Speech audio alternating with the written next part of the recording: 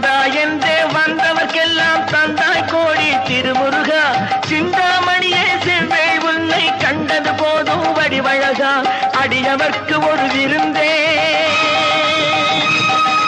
பிணி பல தீர்க்கும் அருமரு